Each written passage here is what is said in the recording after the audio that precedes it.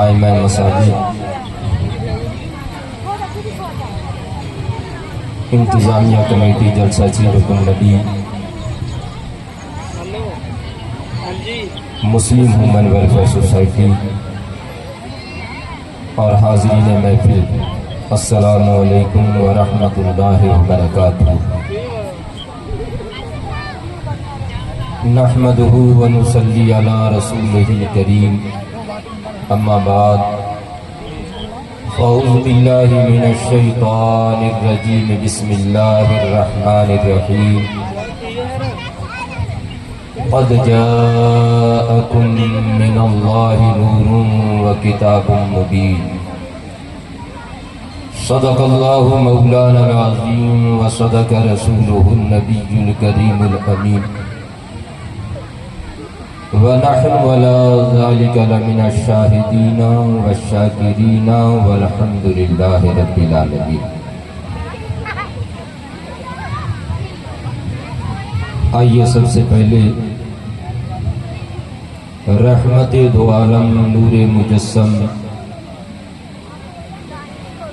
حضور احمد مجتبی روحی محمد مصطفیٰ صلی اللہ علیہ وسلم کی بارگاہ میں عقیدت و محبت کے ساتھ درود پاک کا نذرانہ پیش کریں۔ پڑھیے درود پاک۔ اللہم صلی علی سیدنا مولانا محمد وبارک وسلم، صلاۃ و سلام علیک سیدی یا رسول اللہ۔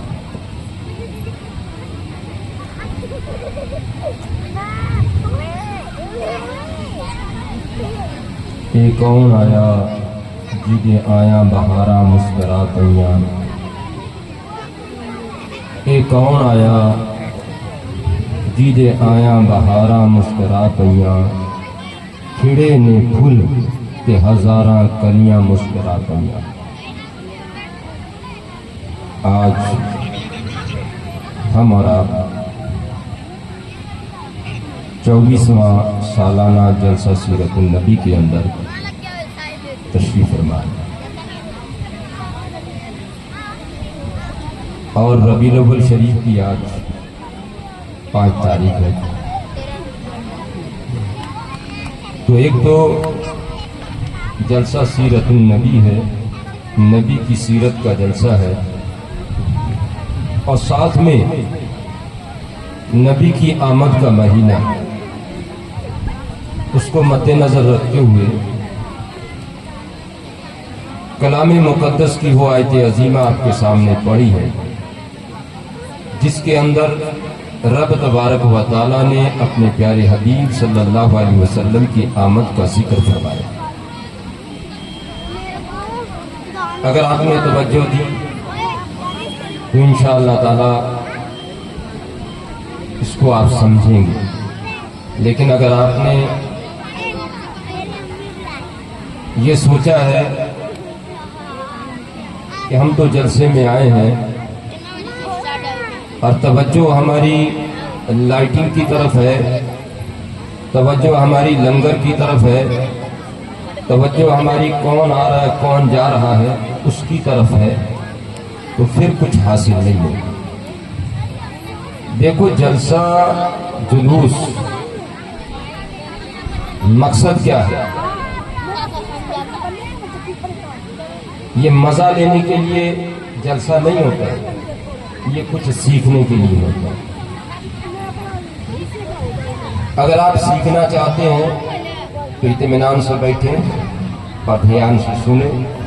انشاءاللہ تعالی ہم سکھانے کے لیے آئے ہیں اور آپ سیکھنے کے لیے بیٹھے ہیں۔ یہ آپس میں اگر نیٹ ورک ہمارا صحیح رہا تو انشاءاللہ تعالی کامیابی ملے گی، اور اگر نیٹ ورک ٹوٹ جائے تو پھر کامیابی نہیں ملتی ہے، گفتگو کہیں کی کہیں چلی جاتی ہے، ہم کچھ کہیں گے آپ کچھ سمجھیں گے تو مزہ نہیں آئے گا۔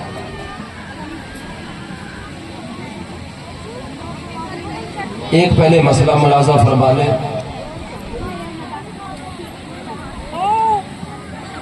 تاکہ آپ کے یہ یاد رہے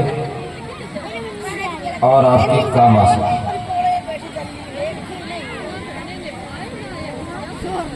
بندے کے اوپر دو حق ہوتے ہیں، ایک اللہ کا حق جس کو حقوق اللہ کہا جاتا ہے، اور ایک بندوں کا حق جس کو حقوق العباد کہا ہے۔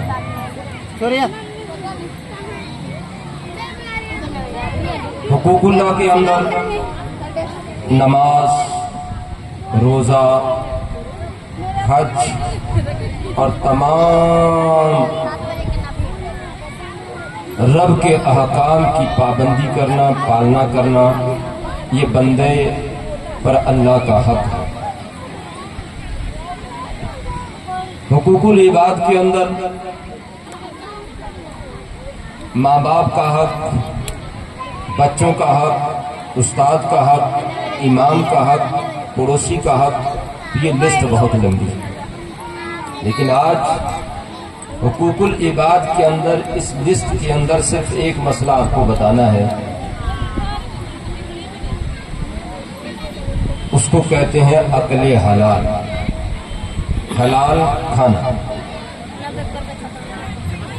کہتے ہیں جیسا ہوگا ان ویسا ہوگا من، کسی کا بھی حق مارنا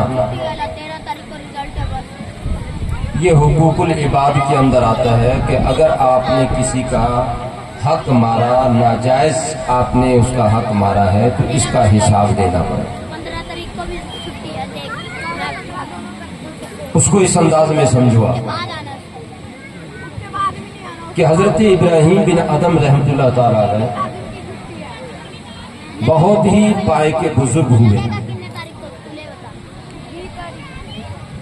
اور آپ نے بادشاہت کی کرسی کو ٹھوکر مار کر درویشی اختیار کی، اور ایسا ذکر اللہ میں مست ہوئے کہ دنیا و مافیہا کو بھلا کر آپ اپنے مہینے کا، 2 مہینے 6 مہینے کا راشن اکٹھا کر کے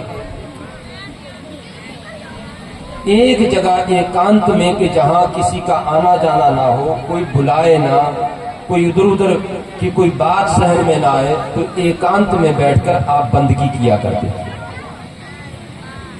ایک دفعہ کھانے پینے کی اشیاء ختم ہو گئیں، چیزیں ختم ہو گئیں،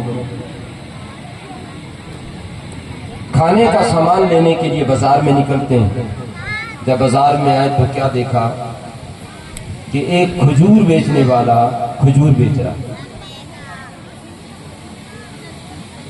آپ نے اس کے پاس جا کر بھاؤ پوچھا، بھاؤ طے ہو گیا، جتنی آپ نے کھجوریں لینی تھی اتنا کہہ دیا کہ اتنی کھجوریں مجھے ڈال، اور ادھر ایک کھجور اٹھائی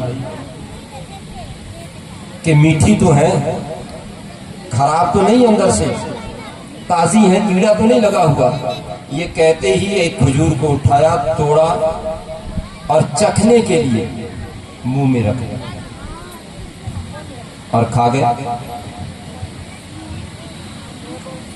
کھجور والے کو بھی کوئی اعتراض نہیں کہ 5-10 کلو کھجوریں لی جا رہی ہیں تو ایک کھجور کا کیا معنی، وہ ویسے بھی چکھا دیتا ہے، اگر چکھ لی اعتراض نہیں ہوا۔ لیکن بغیر اجازت کے ایک کھجور کھا لینے سے اتنے بڑے پائے کے بزرگ اور ولی اللہ کا کتنا بڑا نقصان ہوتا ہے، وہ ملاحظہ فرمائے۔ آپ کھجوریں لے کر آ گئے، اسی گفا کے اندر، اسی جگہ کے اندر ایکانت میں بیٹھ کر آپ بندگی کرنے لگے، بندگی کر رہے ہیں۔ ہفتہ گزر گیا، ہفتہ گزرنے کے بعد ایک آواز آتی ہے اور آپ کے کانوں سے ٹکراتی ہے۔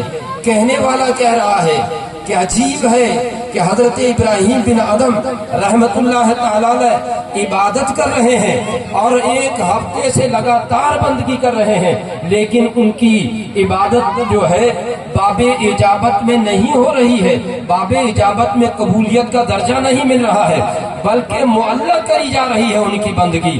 جیسے ہی سننا تھا حضرت ابراہیم بن ادم تڑپ جاتے ہیں اور نکل کر جو کہنے والا کہہ رہا ہے پوچھتے ہیں کیا معاملہ ہے؟ क्या बात है? तो बताने वाला बता रहा है, ए इब्राहिम बिन आदम, तुझे पता नहीं है कि एक दफा तू खजूर खरीदने के लिए गया था और खजूर खरीदने के बाद तुमने बगैर इजाजत एक खजूर खा ली थी। उस खजूर से तुम्हारे जिस्म के अंदर खून बना है और वो खून अभी तक तुम्हारे जिस्म के अंदर मौजूद है। जब तक वो खून रहेगा कोई भी बंदगी तेरी कबूल नहीं होगी, कोई भी बंदगी कबूल नहीं होगी।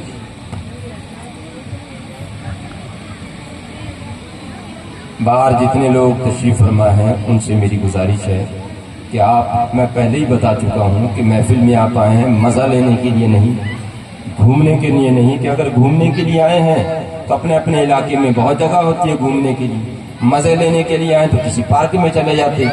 अगर यहाँ जलसा गाह में आए हैं तो आप जलसा गाह के अंदर आकर बैठे, बात अच्छी लगे तो सुभान अल्लाह कह दें, और अल्लाह के रसूल की बात की जाए, दीन की बात की जाए तो अच्छी ही होती। बोलिए जरा जोर से, आगे से पीछे तक जोर से। तो मैं अर्ज ये कर रहा था, एक खजूर से हजरत इब्राहिम बिन अदहम की इबादत को मुअल्लक कर दिया जाता है, रब की बारगाह में कबूल नहीं होती है।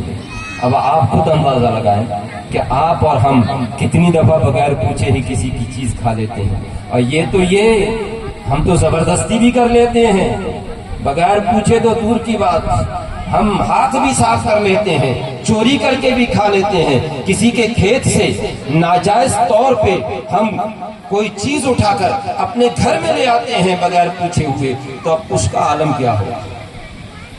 अब हजरत इब्राहिम बिन आदम रहमतुल्लाह ताला अलैह को जब पता लग गया तो आपका अमल देखिए, आपको कितनी तकलीफ हुई। तो मेरी इबादत मुअल्लक कर दी गई है। आप निकलते हैं और निकलने के बाद उस रेड़ी वाले के पास आते हैं, उस छाबड़ी वाले के पास आते हैं और आकर कहते हैं, ओ छाबड़ी वाले, मैं तुझसे खजूर लेकर गया था। कि हाँ मुझे पता है कि आप बहुत सारी खजूरें लेकर गए थे। कि फिर क्या हुआ? क्या खजूरें अच्छी नहीं थी?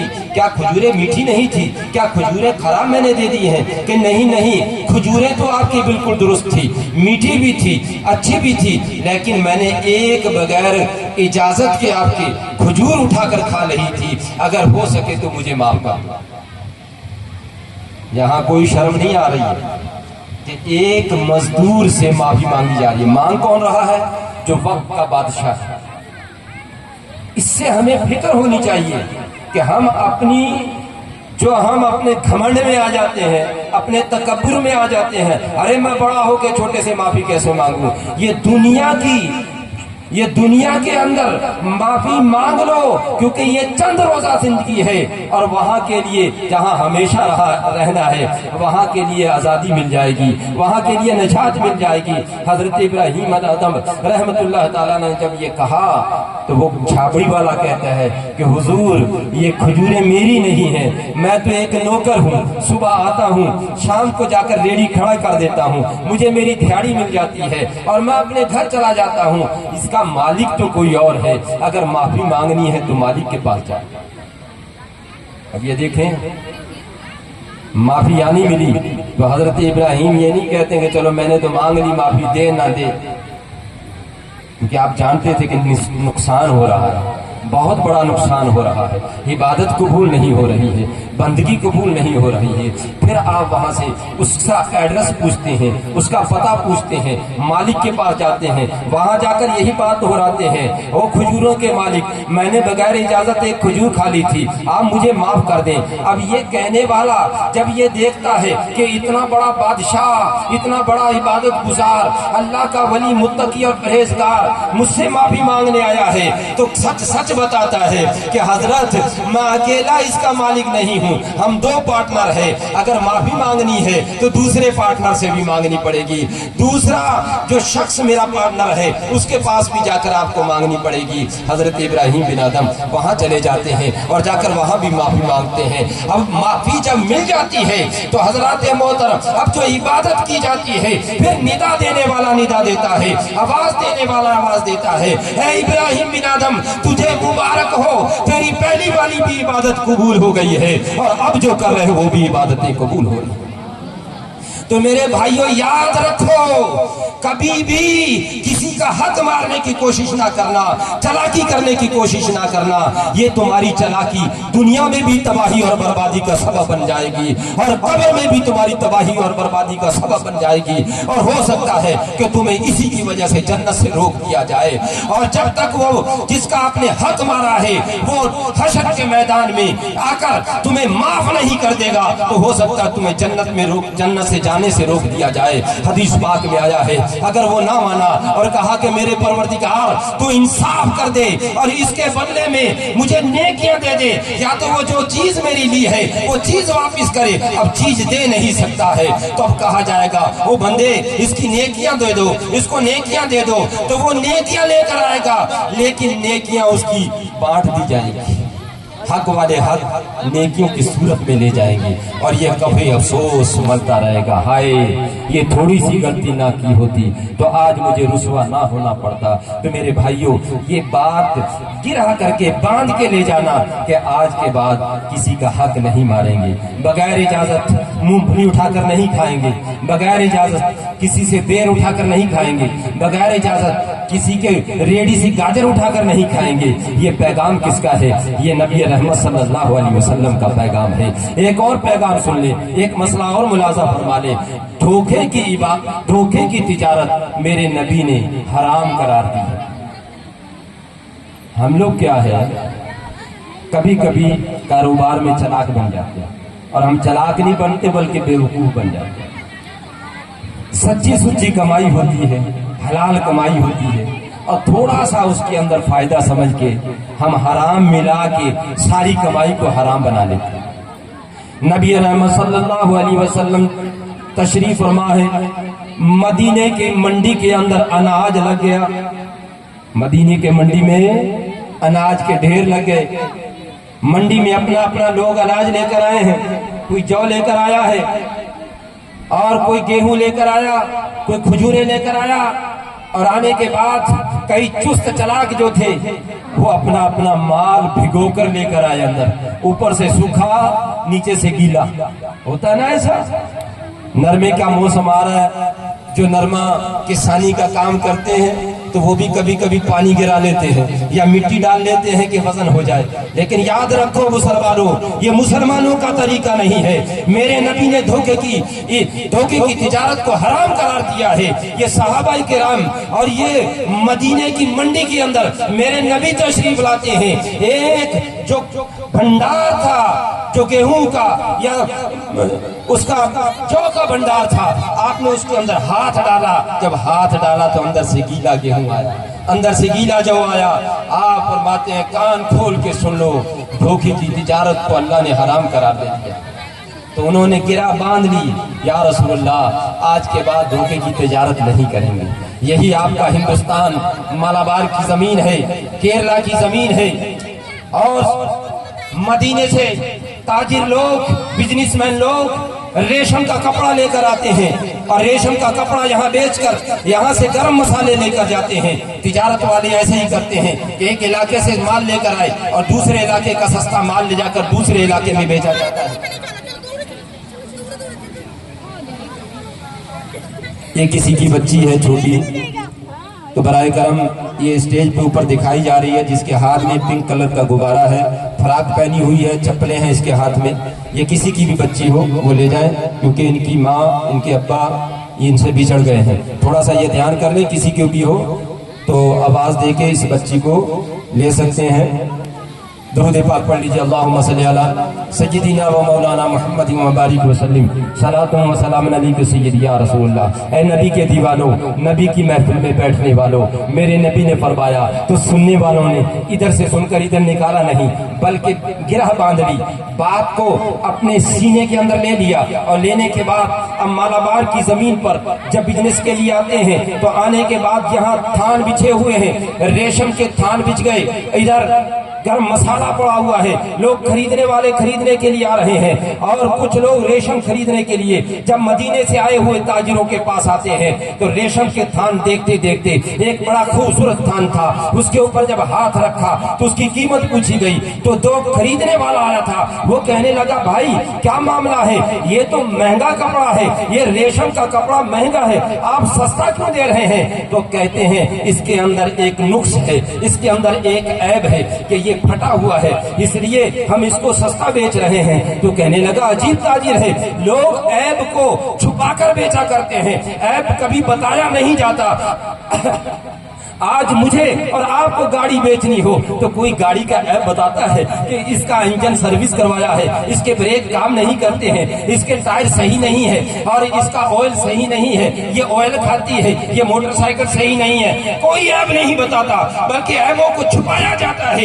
ये लेने वाला हैरान है, ये कलमा पढ़ने वाला नहीं बल्कि कलमा पढ़ने से दूर रहने वाला था, लेकिन जब ये कलमा पढ़ने वालों की बात सुनते हैं तो वो कहते हैं हमारे नबी ने फरमाया है कि धोखे की तिजारत जो हुआ करती है वो हराम है, इसलिए हम मुसलमान धोखे की तिजारत नहीं करते हैं, हम ऐब बता कर बेचते हैं, तुम्हें लेना है तो ले लो और नहीं लेना है तो ना लो। अब जाते जाते वो थान भी लेता है और कहा कि अगर तुम्हारे नबी का ये फरमान है तो जल्दी से करो, मुझे भी कलमा पढ़ाकर अपने नबी की उम्मती में शामिल कर। ये दो मसले हमने आपको बता दिए, बगैर पूछे बगैर इजाजत किसी की चीज इस्तेमाल नहीं करनी, ठीक है? पक्की बात है, ये रहेगा याद मेरे नबी का फरमान। दूसरी बात, किसी को धोखा नहीं देना, मोमिन धोखा खा लेगा लेकिन किसी को धोखा नहीं देगा, ये याद रखना। तो इसलिए ये तो हो गए दो मसले। अब आइए असल मौजू की तरफ आते हैं।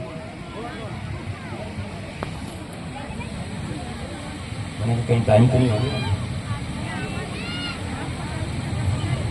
दुरूद पाक पढ़ लीजिए। अल्लाहुम्मा सल्ली अला सय्यिदिना मौलाना मुहम्मद व बारिक वसल्लिम सलातु व सलाम अलैका सय्यिदी। खुतबे के बाद कलाम मुक़द्दस की आयत अज़ीमा आपके सामने जो मैंने पढ़ी है उसका तर्जुमा मुलाज़ा फरमाए। रब इरशाद फरमाता क़द जाअकुम मिनल्लाहि नूर, तहकीक अल्लाह की तरफ से एक नूर आया। किधर से आया? अल्लाह की तरफ। मिनल्लाह, अल्लाह की तरफ से। यह है क्या? कुरान। कुरान पर ईमान है ना हम सबका? हर आयत पर, जेर पर, जबर पर, शद पर, मद पर, हर हरफ पर हमारा ईमान। रब इरशाद फरमा रहा है कि अल्लाह की तरफ से एक नूर आया, वह किताब मुबीन और रोशन किताब। अब दो चीजें हमें समझनी है, एक तो नूर से मुराद क्या है और एक समझना है कि रोशन किताब से मुराद। इंशाअल्लाह ताला ये दो चीजें अगर समझ जाएंगे तो मैं समझूंगा कि मेरा बोलना कामयाब और आपका सुनना कामयाब।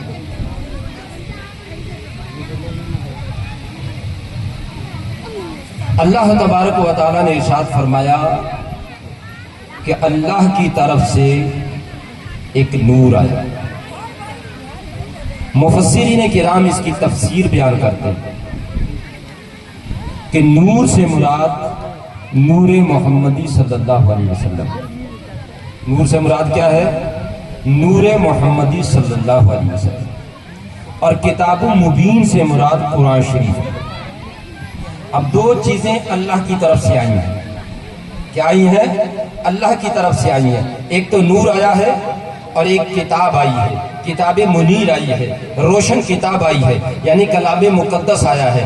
अल्लाह की तरफ से नूर भी अल्लाह की तरफ से आया है اور کتاب بھی اللہ کی طرف سے آئی ہے۔ معزز سامعین، آئیے دیکھیں کہ نور محمدی صلی اللہ علیہ وسلم کے بارے میں رب نے ارشاد فرمایا کہ اللہ کی طرف سے نور آیا تو پتہ یہ چلا کہ یہ نور پہلے رب کے پاس موجود تھا تبھی تو بھیجا گیا، کیونکہ اگر میرے پاس کوئی موجود ہوگا تبھی تو میں بھیجوں گا۔ میں کہوں گا کہ تمہارے پاس مولانا سلطان کو بھیج رہا ہوں تو پہلے میرے پاس مولانا سلطان ہوں گے تبھی تو آپ کے پاس آئیں گے۔ میں کہوں گا کہ حافظ نیاز کو آپ کے پاس بھیج رہا ہوں، پہلے حافظ نیاز میرے پاس ہوں گے تبھی تو آپ کے پاس آئیں گے۔ تو پتہ یہ چلا کہ رب کے پاس نور محمدی صلی اللہ علیہ وسلم پہلے موجود ہے، پھر اللہ تبارک و تعالیٰ نے اس کو بھیجا ہے۔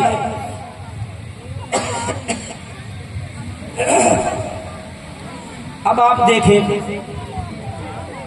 تو پتہ یہ چلا کہ یہ نور محمدی کب سے تھا۔ اب یہ پتہ لگانا ہے کہ نور محمدی رب کے پاس کب سے تھا۔ اللہ کے پیارے رسول صلی اللہ علیہ وسلم تشریف فرما ہے۔ حضرت ابو ہریرہ رضی اللہ تعالیٰ عنہ آپ کی بارگاہ میں حاضر ہوتے ہیں۔ یا رسول اللہ فدا کا ابی و امی، یا رسول اللہ میرے ماں باپ آپ پر قربان ہو جائیں۔ اے صوفی سنی مسلمانوں قربان ہو جاؤ، آپ خوش نصیب ہیں جب بھی اپنے نبی کو یاد کرتے ہیں، یا رسول اللہ کے نام سے یاد کرتے ہیں، یا نبی اللہ کہتے ہیں، یا حبیب اللہ کہتے ہیں۔ اور یہ صحابہ کا طریقہ تھا، صحابہ ڈائریکٹ نام نہیں لیا کرتے تھے بلکہ کہتے تھے یا رسول اللہ ہمارے ماں باپ آپ پر قربان ہو جائیں، اور اس کے بعد عرض کرتے ہیں یا رسول اللہ میں پوچھنا یہ چاہتا ہوں کہ اللہ نے سب سے پہلے کس چیز کو بنایا ہے، کیونکہ ساری چیزوں کا خالق کون ہے؟ اللہ تعالیٰ ہے۔ زمین کس نے بنائی؟ اللہ نے بنائی ہے۔ آسمان کس نے بنایا؟ اللہ نے بنایا ہے۔ سورج کس نے بنایا؟ اللہ نے بنایا ہے۔ چاند کس نے بنایا؟ اللہ نے بنایا ہے۔ یہ تمام حیوانات کس نے بنائے؟ اللہ نے بنائے ہیں۔ جمادات کس نے بنائے؟ اللہ نے بنائے ہیں۔ شجر و حجر کس نے بنائے؟ اللہ نے بنائے ہیں۔ یہ پیڑ اور پودے کس نے بنائے؟ اللہ نے بنائے ہیں۔ یہ دودھ کس نے بنایا؟ اللہ نے بنایا ہے۔ ہر چیز پوری کائنات کا ذرہ ذرہ میرے رب نے بنایا ہے۔ لیکن حضرت ابو ہریرہ پوچھتے ہیں یا رسول اللہ یہ تو آپ بتا دیں کہ اللہ نے سب سے پہلے کس کو بنایا؟ اے سنی مسلمانوں، آپ کا اور ہمارا عقیدہ کیا ہے کہ خالق کل نے آپ کو مالک کل بنا دیا۔ دونوں جہاں ہیں آپ کے قبضہ و اختیار میں۔ اللہ عالم الغیب ہے، ہر چیز کا علم رکھتا ہے، اور اللہ تبارک و تعالیٰ نے اپنے حبیب کو بھی علم غیب عطا فرمایا۔ تبھی تو صحابی پوچھ رہے ہیں نعرہ تکبیر، نعرہ رسالت، نعرہ رسالت۔ حضرت اللہ مولانا قاری رمضان نعیمی اشمی صاحب قبلہ جلسہ سیرت النبی، نعرہ تکبیر، نعرہ رسالت۔ تبھی تو صحابی پوچھ رہے ہیں کہ میرے نبی کو ضرور پتا ہوگا، میرے نبی کو یہ علم ہوگا، ورنہ یہ دیکھیں لسٹ کتنی بڑی ہے، کیسے بتایا جا سکتا ہے کہ پہلے زمین تھی؟ آج تک تو آدمی الجھا ہوا ہے کہ پہلے مرغی تھی یا انڈا تھا، اس کا مسئلہ نہیں حل ہو رہا ہے۔ لیکن یا قربان ہو جائے، صحابہ کرام کو پتا تھا کہ کسی کو پتا ہو یا نہ ہو نبی کو ضرور پتا ہوگا، میرے نبی کو سب کچھ پتا ہے۔ یہ عقیدہ کس کا ہے؟ یہ صحابی کا عقیدہ ہے۔ اور آج اگر یہ کوئی کہے کہ نبی کو علم غیب نہیں تھا تو یہ صحابی کا عقیدہ نہیں، وہابی کا عقیدہ۔ اب صحابی کے عقیدے پہ چلو گے یا وہابی کے عقیدے پہ؟ کس کے عقیدے پہ چلو گے؟ صحابی کے عقیدے پہ، کیونکہ میرے نبی نے فرمایا ہے کہ جو میرے صحابہ ستاروں کی طرح ہیں، جو بھی اس کی پیروی کر لے گا وہ ہدایت پا جائے گا۔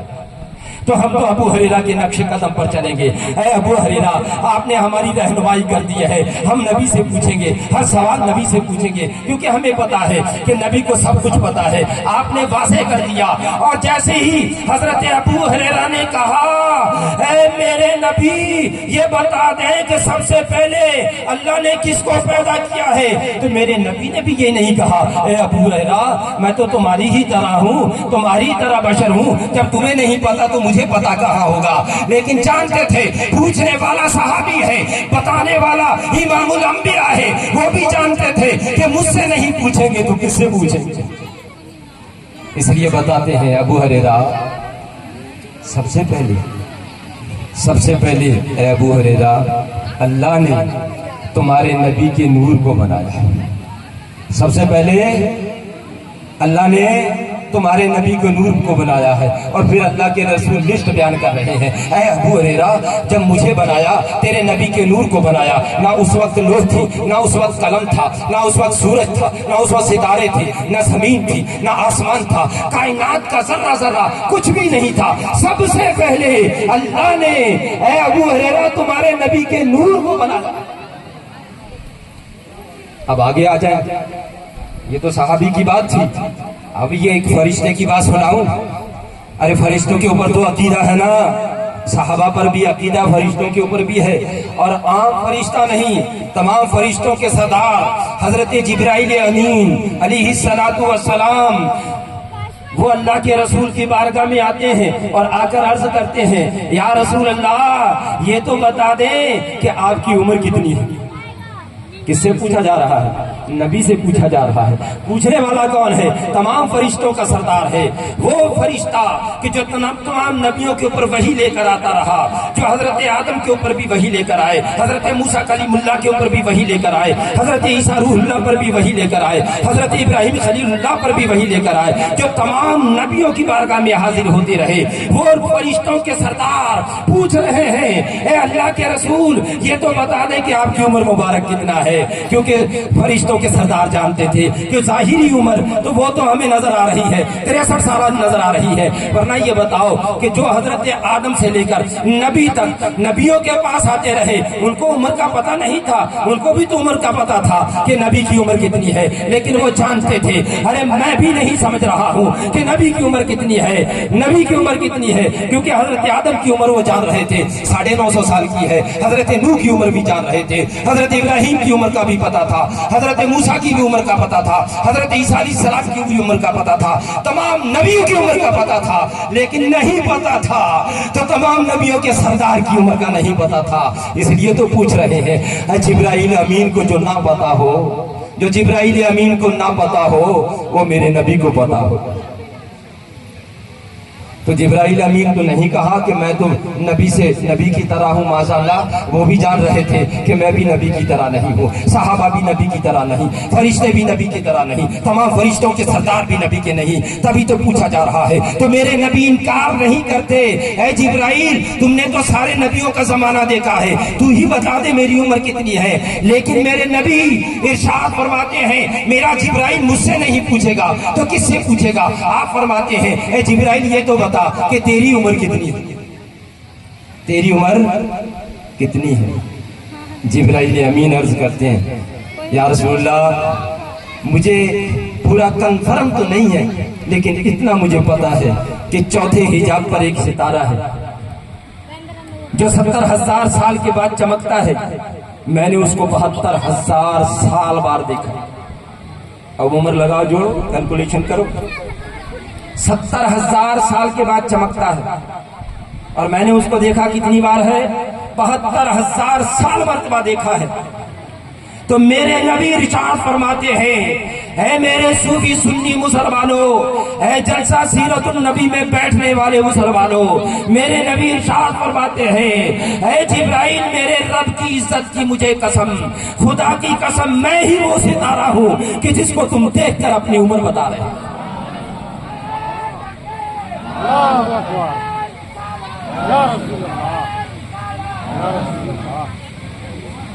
میرے نبی کی عمر تو دیکھو کہ جبرائیل امین بھی چھوٹے ہو رہے ہیں، اور میرے نبی یہ ظاہر میں جب ہم 63 سالہ زندگی دیکھتے ہیں یہ ظاہری زندگی ہے، حقیقت میں تو رب نے سب سے پہلے اگر بنایا ہے تو اپنے نبی کے نور کو بنایا ہے، اپنے محبوب کے نور کو بنایا ہے، تبھی تو وہ نور موجود تھا، اور موجود ہونے کے بعد اس کو بھیجا۔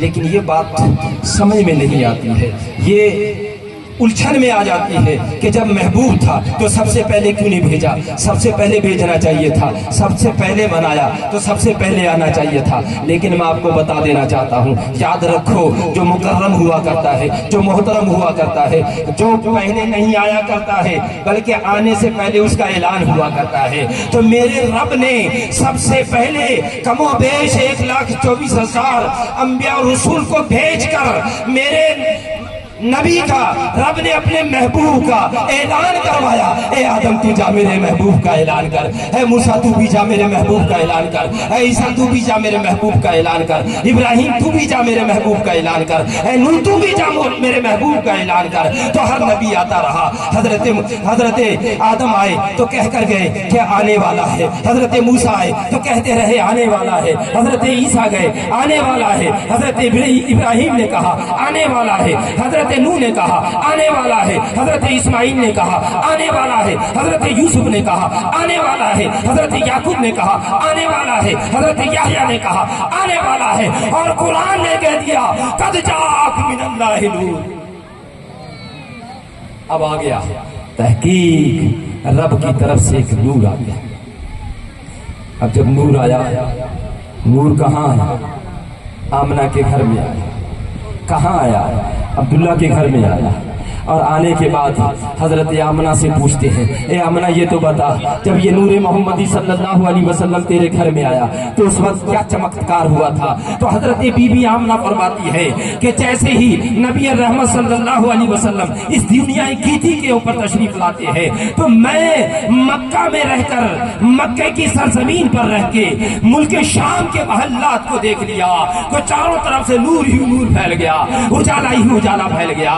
और अल्लाह ने जिब्राइल अमीन को भेजा, ए जिब्राइल जा, अब सिदरा की बुलंदी पे मत बैठो और 3 झंडे लेकर जाओ, और ले जाने के बाद एक मशरिक में गाड़ दो, एक मगरिब में गाड़ दो, एक खाना काबा की छत पे गाड़ दो, क्योंकि झंडे उसी के गाड़े जाते हैं कि जिसकी हुकूमत हुआ करती है। अब इसके बाद किसी की हुकूमत नहीं आएगी। झंडे गड़ गए, किसके गड़े? हमारे नबी की गड़े, अल्लाह के महबूब के गड़े। तो आज सूफी सुन्नी मुसलमान जैसे जैसे ईद मिलादुन नबी आता है तो ये झंडे लेकर गलियों में निकलता है, ये झंडे अपने घरों की छतों पे लगाता है, ये मस्जिद की छतों पे लगाता है, ये मदरसे की छतों पे लगाता है, ये अपनी चौपाल पे लगाता है, अपने खलियान पे लगाता है, और बताना चाहता है अरे जब जिब्राइल अमीन ने आज से 1500 साल पहले लगाया था, तो आज भी नबी के चाहने वाले जब जब रबियुल नूर का महीना आता है तो झंडे लगा के साबित करते हैं, ऐ अल्लाह के रसूल, आज भी हम आपकी आमद की खुशियां मना रहे हैं। अपने तो अपने, अगर गैर भी खुशियां मनाएं तो उनको भी फायदा मिलता है। खुशियां मनाएं।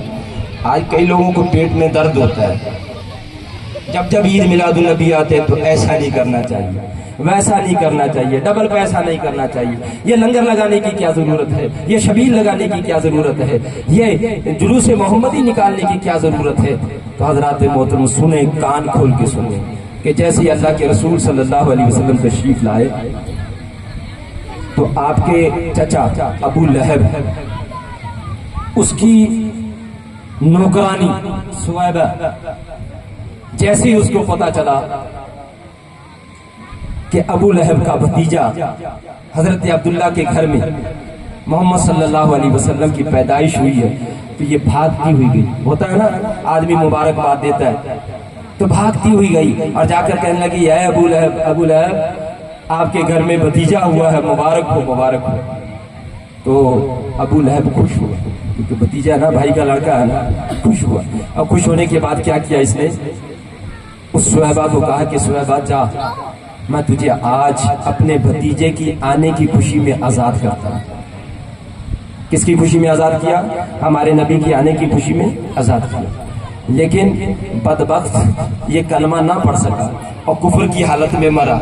मरने के बाद किसी ने ख्वाब में देखा, ऐ अबू लहब तेरा क्या हाल है? कहने लगा, बहुत परेशान हूँ, आग में जलाया जा रहा हूँ, सताया जा रहा हूँ, तरह तरह के अज़ाबात हैं, लेकिन एक मेरा फायदा है कि जब मुझे प्यास तड़पाती है तो मैं जिस उंगली से मैं नबी की आमद पर मैंने अपनी नौकरानी को, अपनी बांदी को आजाद किया था, वो उंगली जब मैं अपने मुंह में रख लेता हूँ तो मेरी प्यास बुझ जाया करती है। तो ऐ मुसलमानों, जो कलमा ना पढ़ने वाला हो, जो मुसलमान भी नहीं हो, नबी को भी नहीं मानता है, लेकिन नबी की आमद की खुशी में अगर वो कुछ करे तो उसको भी फायदा मिलता है कि जैसा कि अबू लहब को मिलता है था।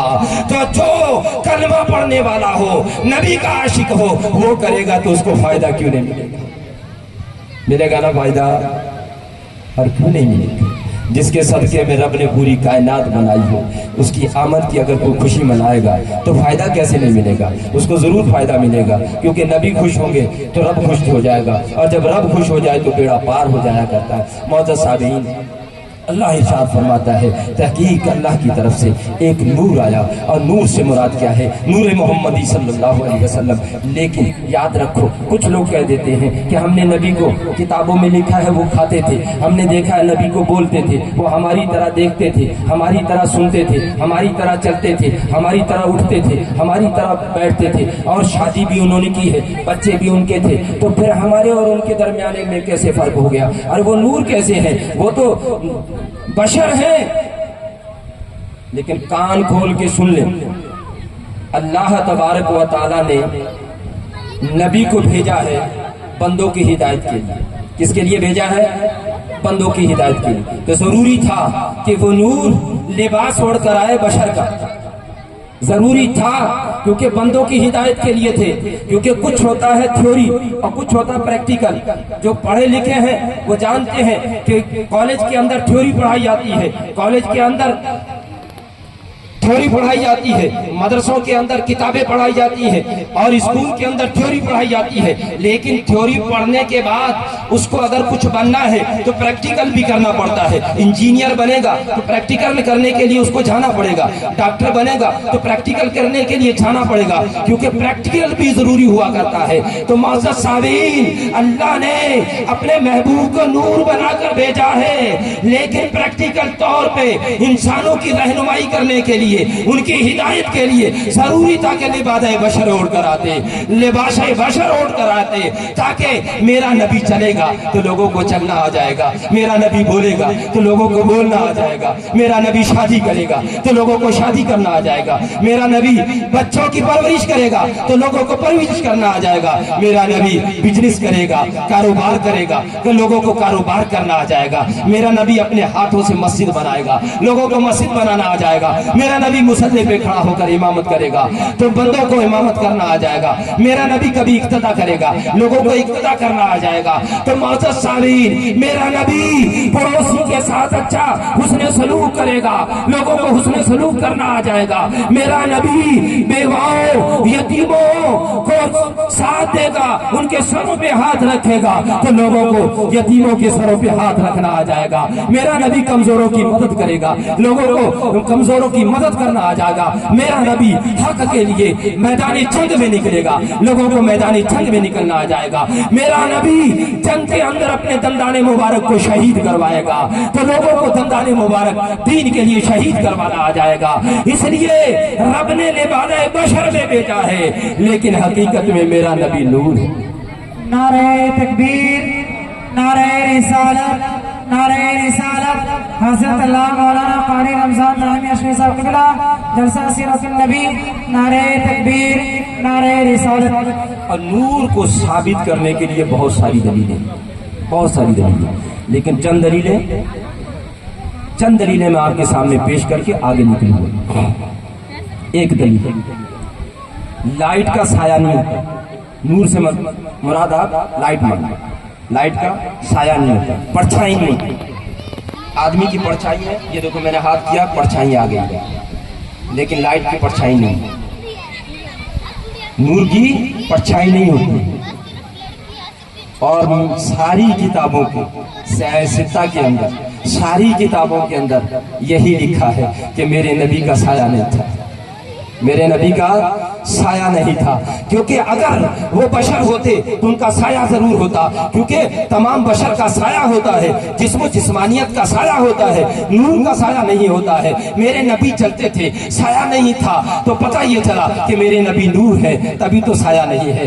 دوسرا اندازہ لگائے، حضرات محترم نبی رحمت صلی اللہ علیہ وسلم کے نور ہے۔ حضرات محترم جسم ہو تو جسم کے اوپر مکھی بیٹھا کرتی ہے، لیکن میرے نبی رحمت صلی اللہ علیہ وسلم کے جسم پر کبھی مکھی نہیں بیٹھا کرتی تھی۔ میرے نبی کے جسم سے جب پسینہ آیا کرتا تھا تو پسینے کے اندر بو نہیں ہوا کرتی تھی بلکہ خوشبو ہوا کرتی تھی۔ میرے نبی رحمت صلی اللہ علیہ وسلم جس بھی محفل میں چلے جاتے تھے درمیانہ قد تھا لیکن سب سے اونچے نظر آیا کرتے تھے۔ تو پتہ یہ چلا کہ میرے نبی لباس بشریت میں آئے، یہ حق ہے، لیکن حقیقت میں کیا ہے وہ نور۔ ایک دفعہ میرے نبی، آپ کے نبی، ہم سب کے نبی، پورے کائنات کے نبی، پورے عالم کے نبی صیام وصال یعنی لگاتار روزہ رکھنا شروع کر دیتے ہیں، نہ سحری کرتے ہیں نہ افطاری کرتے ہیں، روزے پہ روزہ، روزے پہ روزہ، روزے پہ روزہ۔ صحابہ کرام نے جب نبی کو دیکھا تو کہنے لگے ہم بھی رکھیں گے، وہ بھی رکھنا شروع کر دیتے۔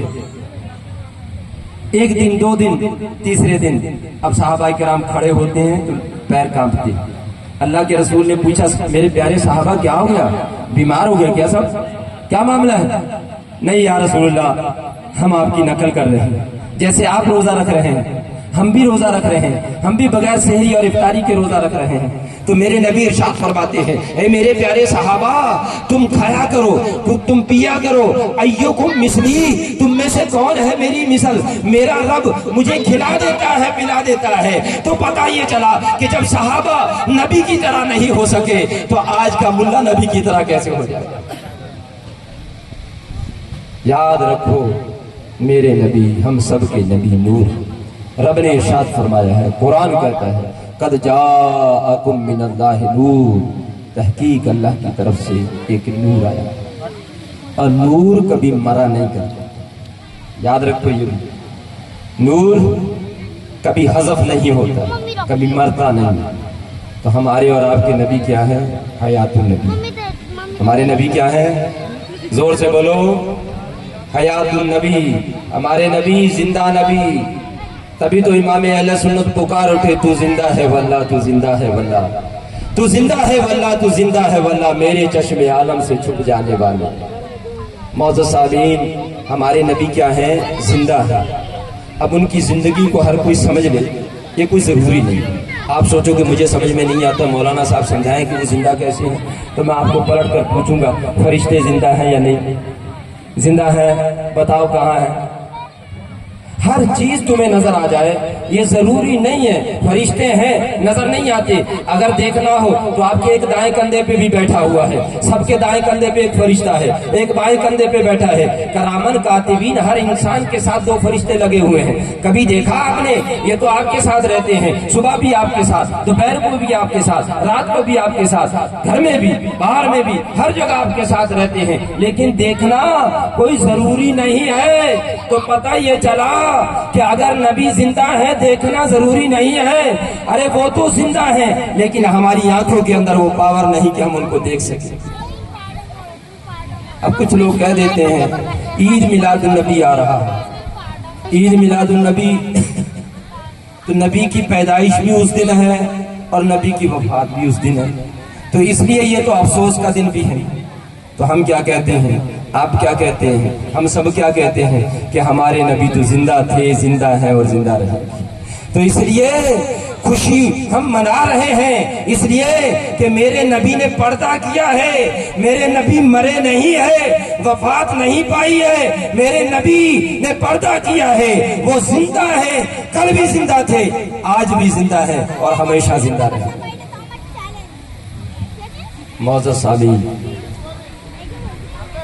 انشاءاللہ تعالی 16 تاریخ کو جشن عید میلاد النبی، گھر گھر میں چراغاں کرے 15 تاریخ کی رات کو، یعنی 16ویں رات ہو جائے گی، روشنی کریں، بتیاں لگائیں، لائٹیں لگائیں، چراغ روشن کریں، بلب لگائیں، خوشی منائیں، کیونکہ نبی کی آمد کا دن ہے۔ اور ہر سال کی طرح امسال بھی انشاءاللہ تعالی آپ کی عیدگاہ اور آپ کا محبوب ادارہ مدرسہ جامعہ اشرف بابا حاجی رتن اسلامی اسکول کے اندر سے بعد نماز ظہر یعنی 1 بجے جلوس محمدی صلی اللہ علیہ وسلم ہر سال کی طرح امسال بھی پوری شان و شوکت کے ساتھ نکالا جائے گا۔ اور میں کہتا ہوں اس بار کے جلوس کو ایک معیاری اور ایک یادگار جلوس بنا۔ وجہ کیا ہے کہ نبی کی شان میں گستاخیاں ہو رہی ہیں، زبان کھولی جا رہی ہے، ہماری محبتوں کو مجروح کیا جا رہا ہے، ہمارا امتحان لیا جا رہا ہے، تو ان کا جواب ہمیں اس انداز میں دینا ہے کہ جتنا تم بولو گے ہم اتنا گھر سے اپنے نبی کی خاطر نکل کر آئیں گے، جتنا تم کہو گے ہم عاشقان مصطفیٰ اتنا ہی نکل کر آئیں گے اور دھوم مچا دیں گے نبی کی آنے کی خوشی میں، اور بتا دیں گے کہ بچہ بچہ میرے نبی کی یہ ہے شان، بچہ بچہ ہے قربان۔ ہم تمام بزرگ، تمام نوجوان، تمام بچے، ہم تمام کے تمام جلوس محمدی کے اندر شرکت کر کے بتا دیں گے کہ ہماری یان، ہماری بان، ہماری شان سب کچھ ہے تو ہماری نبی کے ساتھ ہے، نبی ہیں تو ہم سب کچھ ہیں، اور اگر نبی نہیں تو کچھ نہیں ہے۔ تو اس لیے ہم نبی کے لیے سب کچھ کرنے کے لیے تیار ہیں۔ تو اس لیے ایک مثالی جلوس بنانا ہے، لیکن میری مائیں اور میری بہنیں، ان سے میری گزارش ہے کہ وہ سڑکوں پہ نہ آئیں، وہ اپنے گھر میں بیٹھ کر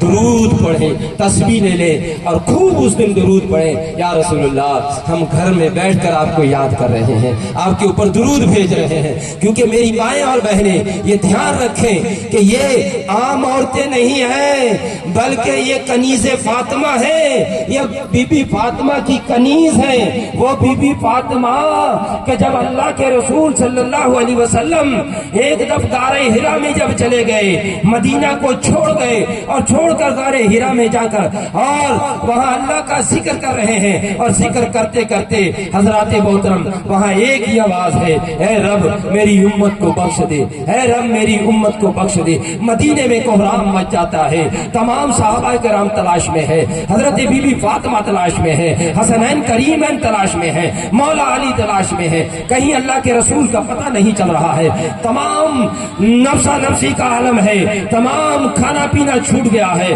بیزار نظر آ رہے ہیں، کوہرام مدینے میں مچا ہوا ہے۔ اور ڈھونڈتے ڈھونڈتے جب صحابہ کرام جنگل کی طرف جاتے ہیں تو وہاں ایک بکریاں چرانے والا بکریاں چرا رہا ہے، اور بکریاں چرانے والے سے جب صحابہ نے پوچھا، اے بکریاں چرانے والے کیا تم نے کسی انسان کو ادھر دیکھا ہے، ہمارے نبی کو دیکھا ہے؟ تو وہ کہتا ہے، ارے ہم نبی کو تو نہیں دیکھا، لیکن ایک شخص ہے جو غار کے اندر بیٹھا ہوا ہے، ساروں قطار رو رہا ہے، اور ان کا رونا اتنا غضبناک ہے کہ میری بکریوں نے بھی کھانا پینا چھوڑ دیا، میری بکریوں نے بھی کھانا پینا چھوڑ دیا ہے۔ صحابہ کرام کہتے ہیں بتاؤ تو صحیح کہاں ہے؟ وہ غار میں جاتے ہیں تو کیا دیکھا کہ اللہ کے رسول ہیں، سجدے میں سر رکھا ہوا ہے، اور ہم گنہگار امتیوں کے لیے دعا مانگی جا رہی ہے، میری ماؤں کے لیے، میری بہنوں کے لیے دعائیں مانگی جا رہی ہیں، کیونکہ میری بہنیں اور مائیں بھی تو نبی کی امتی ہیں، ہم سب کے لیے مانگی جا رہی ہے دعائیں۔ آج اسی نبی کا امتی یہ کھڑا کھڑا پانی پیتا ہے، حیا محسوس نہیں کرتا ہے، یہ چلتا پھرتا کھانا کھاتا ہے، حیا محسوس نہیں کرتا ہے، زبان پر اس کے گالیاں ہیں، حیا محسوس نہیں کرتا ہے، یہاں تک کہ یہ نشے کے اندر ڈوبتا ہوا یہ نبی کا کلمہ پڑھنے والا، افسوس جو ہدایت کے لیے جس امت کو بنایا تھا وہ خود گمراہی میں ڈوبتی ہوئی نظر آ رہی ہے، کوئی چٹے میں نظر آ رہا ہے، کوئی کالے میں نظر آ رہا ہے، کوئی شراب کی بوتل میں ڈوب رہا ہے، نہ جانے کیا ہو گیا ان امتیوں کو۔ ارے ہم گنہگار امت کے لیے، نبی تو غار ہرا میں روتے رہے، سسکیاں لے کے روتے رہے، زمین تر ہو جاتی ہے۔ صحابہ کرام عرض کرتے ہیں یا رسول اللہ اب تو آپ چلے آئے، آپ چلے آئے، مدینہ کا بہت برا حال، آپ آ جائیں، لیکن میرے نبی ارشاد فرماتے ہیں جب تک میرا رب ساری امت کو بخش نہیں دے گا تو میں جب تک سر نہیں اٹھاؤں گا۔ حضرات محترم نہیں آتے ہیں، یہاں تک کہ حضرت بلال آتے ہیں، حضرت ابو بکر صدیق آتے ہیں، عمر آتے ہیں، عثمان آتے ہیں، علی آتے ہیں، نبی نہیں آتے ہیں۔ تو اتنے میں بی بی فاطمہ آ جاتی ہے، بابا جان سر اٹھا لیجیے۔ اے میری ماؤں بہنوں دیکھیے تو صحیح بی بی فاطمہ کو کہ بابا کو اٹھا رہی ہیں، بابا جان آپ سر اٹھا لیں، مدینے کا برا حال ہے، رو رو کے برا حال ہے، آپ کو نہیں دیکھ رہے ہیں تو پریشان ہیں۔ یا رسول اللہ آپ آ جائے، اللہ معاف کر دے گا، یا رسول اللہ آ جائے معاف کر دے گا، لیکن نہیں اٹھاتے۔ بی بی فاطمہ بھی کہہ رہے ہیں، پھر بی بی فاطمہ رب کی بارگاہ میں دعا کرتی ہیں، اللہ میرے بابا کو راضی کر دے ورنہ تیری فاطمہ آج اپنے سر سے دوپٹہ ہٹا دے۔ آج ننگے سر گھومنے والی میری مائیں اور بہنیں یہ اندازہ لگائیں کہ بی بی فاطمہ کا پردہ تو دیکھے کہ بی بی فاطمہ کو کسی نے دیکھا نہیں تھا، یہاں تک مرنے کے وقت بھی پردے کا خیال رکھا۔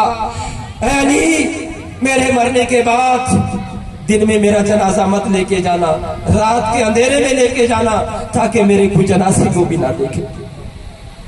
جب بی بی فاطمہ نے یہ کہا اللہ میرے بابا کو خوش کر دے ورنہ میں سر سے دوپٹہ ہٹا دوں گی، اتنا کہنا تھا، فوراً وحی الہی آ جاتی ہے، اے نبی سر اٹھا لیجئے، تیری وعدہ ہے تیری امت کو بخش دیا جائے گا، اگر تیری فاطمہ نے سر سے پردہ ہٹا لیا تو ابھی قیامت آ جائے گی۔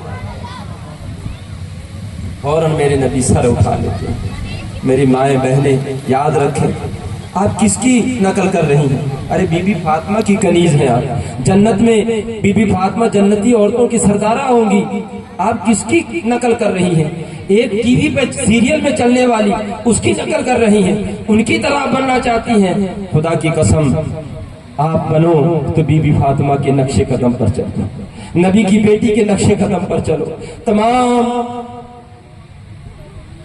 جنتی عورتوں کی سردارہ کے نقش قدم پر چلو، اسی میں کامیابی ہے۔ تم گھر کی دہلیز کے اندر رہو گی، تیرا وقار سلامت رہے گا، تیری عزت سلامت رہے گی، اور تم نے گھر کی دہلیز سے قدم باہر رکھا تو حضرات محترم یاد رکھو، میری مائیں اور بہنیں کان کھول کے سن لیں کہ پھر آپ کی جو عزت ہے وہ سلامت نہیں رہے گی۔ یاد رکھو تمہیں کتنا بڑا مرتبہ دیا ہے نبی نے کہ گھر میں بیٹی آ جائے تو میرے نبی ارشاد فرماتے ہیں 10 رحمتیں آ گئیں۔ میرے نبی ارشاد فرماتے ہیں عورت کو وہ مقام دیا ہے کہ جس نے بیٹی کو اچھی پرورش کر کے جوان کر کے اس کی شادی کر دی، اللہ اس کو جنت میں داخل کر دے گا۔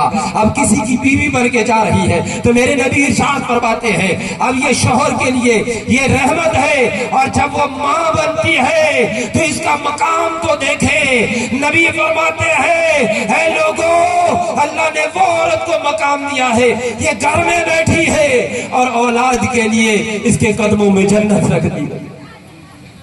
ہے کوئی ایسا مذہب جو یہ بتائے کہ ماں کے قدموں میں جنت ہے؟ یہ تو میرے نبی نے